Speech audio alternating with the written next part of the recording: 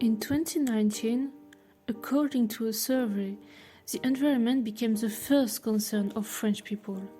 The COVID-19 crisis has notably reinforced the awareness of the looming ecological catastrophe. Businesses are therefore focusing their communication on this major concern, and they are boasting about their environmental and social commitments. However, they are only conveying misinformation regarding their products being environmentally friendly. That's what we call greenwashing. But this term is not new. Indeed, it was first introduced in 1986 by J. Westerveld, an American environmentalist and researcher. But it was initially used to describe practice adopted by a beach resort in Samoa, where they provided reusable towels as a way to help the environment. Nevertheless, the resort was expanding further and further into the local land. Today, the concept of greenwashing has a much broader meaning.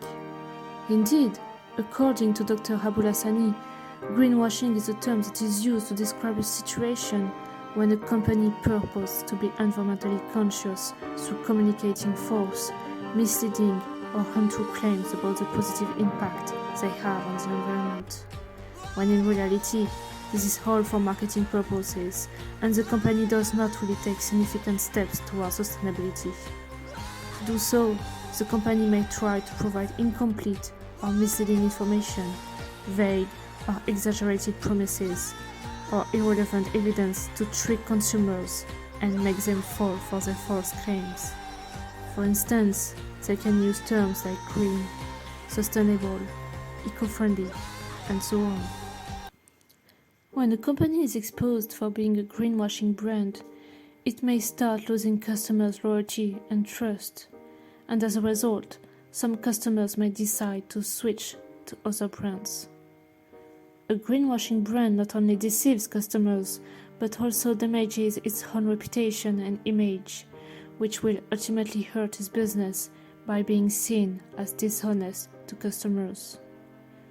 But not only they hurt their business, they may also hinder other companies' intention to promote honest, sustainable practices because of the fear of being accused of greenwashing. And in addition to that, we can observe a trend nowadays. Companies claim they are invested in the environment and that their objective is to be neutral by 2050. However, their commitment isn't durable because there is a permanent rotation of CEOs. Well, all these false promises can be tangible for the future of our planet. So to recap, the act of greenwashing has multiple negative impacts. Not only it affects the environment, but also consumers, society, the company itself, and other businesses that promote honest, sustainable practices.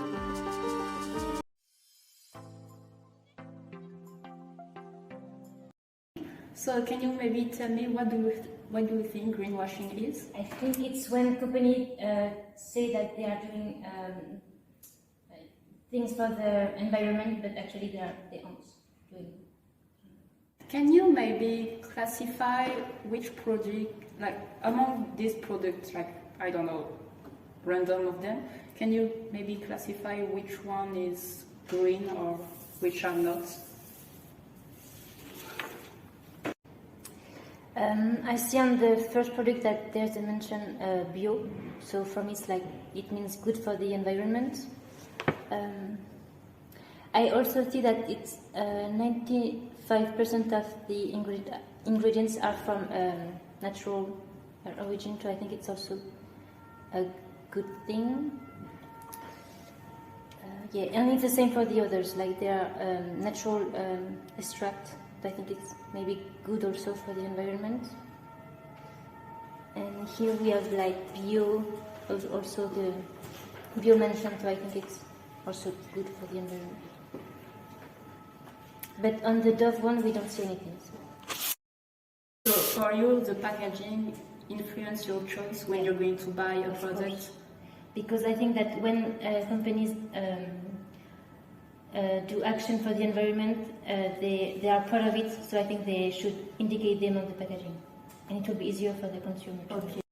So this is a list of different products and their ingredients. Maybe can you tell me which one do you think is good or not, or maybe you have no knowledge about the components of a product? I have no idea. I think I'm just looking at the packaging and also the price. Okay, so the price influence as well your Yeah. choice. Yeah. All right. Do you think this is better for consumer to be aware of the ingredients?